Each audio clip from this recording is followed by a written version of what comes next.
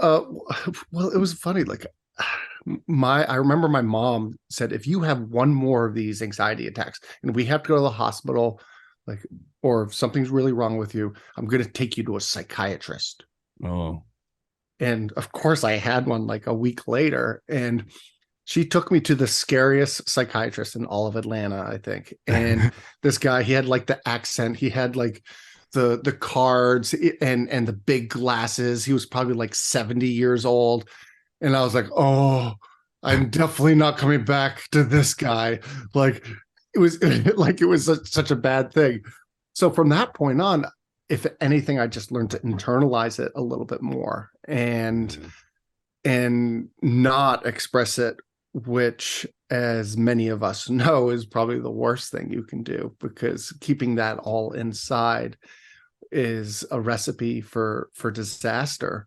But it didn't stop me, especially later on after college, from using alcohol to if I was depressed, I would drink. If I was on cloud nine, I was totally psyched, fired up, nice summer day, I would drink. If I was kind of feeling anxious about anything, I would drink. If I was feeling like somebody had wronged me or I needed to get back at someone, I would drink. And the excuses just kept going on until the point where about 14, 15 years ago, I was a nightly drinker. I was hiding the drinks from my wife and from my family. And I was so sick that I would always have a $20 bill in the back of my wallet.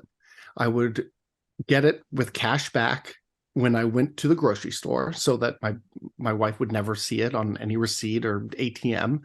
I'd go to the liquor store like sometime during the day. I worked at a school, and I would buy a pint of vodka, the 100 proof, whatever it was, and I would buy 2 vitamin waters. I'd sip them both down just below the labels, and then I would fill them up and then seal them up, put them in my backpack, and I was ready to go. And I'd have one of those that night, and then I'd be good for the next night. And I would also have, a bunch of beers after that just to continue it and to cover it up a little bit. Mm-hmm.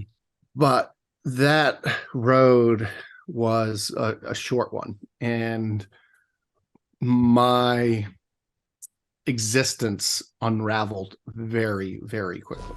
This is the Knocking Doors Down podcast, featuring celebrities, experts, and everyday people who have overcome adversities, including addiction, mental health, and trauma, to live purposeful lives. And that's what Knocking Doors Down is all about.